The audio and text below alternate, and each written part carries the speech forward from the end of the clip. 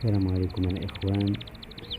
هانتوما الطريقة إلا بغيتو باش الفرخ ديالكم يبقى بصحة جيدة، ضروري متدويشة مرة في السيمانة، على حسب تا إلا عندو شي أوساخ في الريش ديالو ولا شي حاجة كيحيدو بسهولة حيت كيرطاب وكيجي ساهل، ماشي بحال فاش كيبقى ينقبو. هاد الطريقة هادي ديال التدويشة مرة في السيمانة مزيانة. وبالنسبة لشي إخوان كيبقاو يقولولك واش دابا الوقت بارد وهذا واش متخافش عليه يمرض ولا شي حاجة، هي بصح فاش كيكون الحال بارد بزاف مدوشلوش. كيفاش كطلب بحال هكا الشميشة ماشي مشكل تحطو في الشميشة وكتعطيه الماء وكتخليه يدوش بخاطرو، حتى هو راه كيلقى راحتو في حتى الراحة النفسية حتى هي راه كتساعد الفرخ يبقى عايش مزيان مرتاح. كيفاش كيكون موسخ ما كيرتاحش، يعني فاش يكون نهار شي شوية مشمش وهذا ماشي مشكل تحطلو يدوش. هانتوما الخوت راه يلاه دوش دابا راه جالس كيتشمش.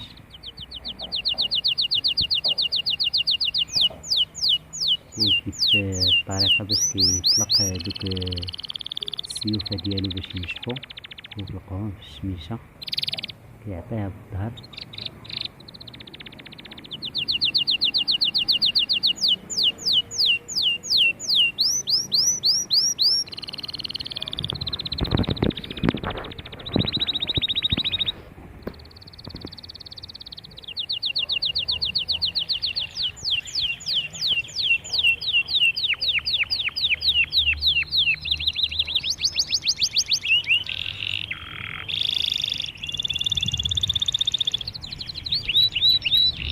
وحتى من داك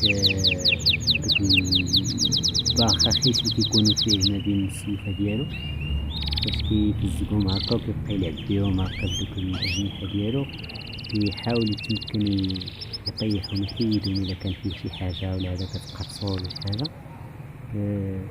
وهي ضروري من العلاج، ضروري من الأدوية ديالو، يعني كنهضرو على حساب شي حاجة بعض المرات كتكون فيه وانت ما ردلاش البال ما تجيبلاش اخبار وكتقرصو، ومزيان تعطيه هكا مرة في السيمانة يدوش.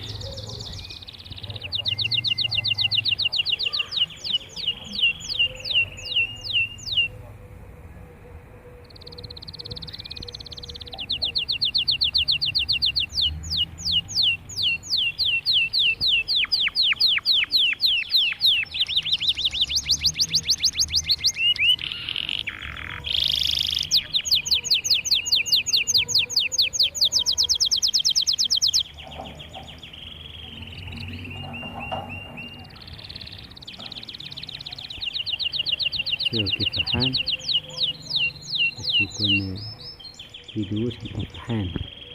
دابا راه باغي ينشف دوك الجنحين ديالو ويتحرك بزاف.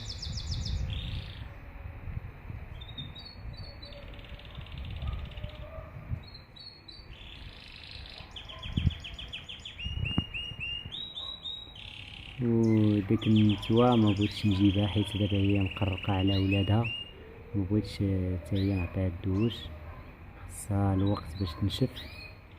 والولاد ما يمكنش تخلى عليهم في الحضانة هاد الوقيته هادي ديال كيطلبوا السخونية شي شوية، كيبغيو ضروري تبقى تقرق عليهم، ولا مشات كانت فازقة ما تبقاش تقرق عليهم حتى تنشف، يقدروا يموتوا ولا هذا بالبرد. يعني كتخليهم واحد المدة ديال كيفوتوا ديك المدة ديال على الأقل واحد 25 يوم، يعني كيقدروا يتحملوا داك شوية ديال البرد. ماشي مشكل إلا فرقتيهم على امهم وخليتيها تدوش.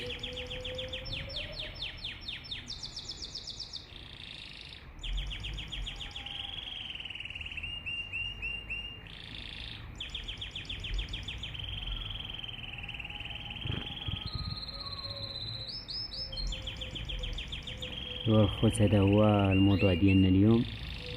كنتمنى يعجبكم، وما تنساوش تعاونوا هاد القناة هادي باش يوصلكم كل جديد. وتهلاو لي فراسكم الخوت. باي.